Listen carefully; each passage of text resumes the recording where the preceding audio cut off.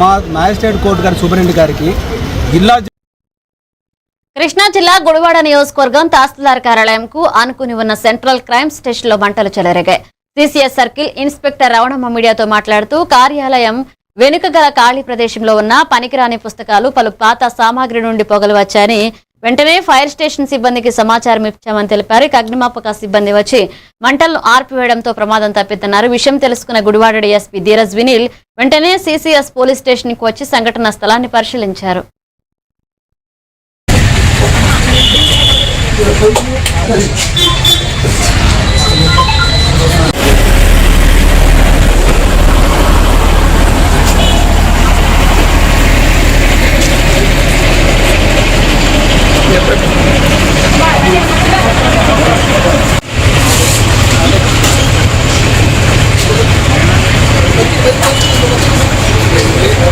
పట్టేసాము circuit అవసరం వల్ల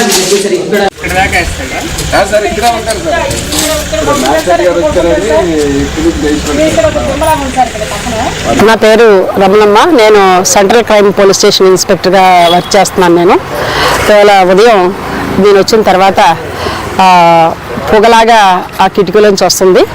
ఏంటని చెప్పి చూసేసరికి అది వేస్టేజ్ అనమాట, చిన్న స్టోర్ అనమాట. అది పాత పుస్తకాలు పాతవన్నీ కూడా పెట్టాము. అటు ట్రెజరీ వాళ్ళకి మాకు మధ్యలో ఆ స్టాఫ్ అందరితో ఎలర్ట్ అయ్యి ఫైర్ వాళ్ళకి పిలిచి ఆర్పించడం జరిగింది.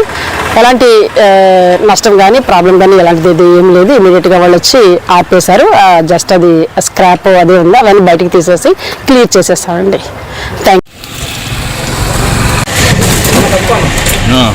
యూ.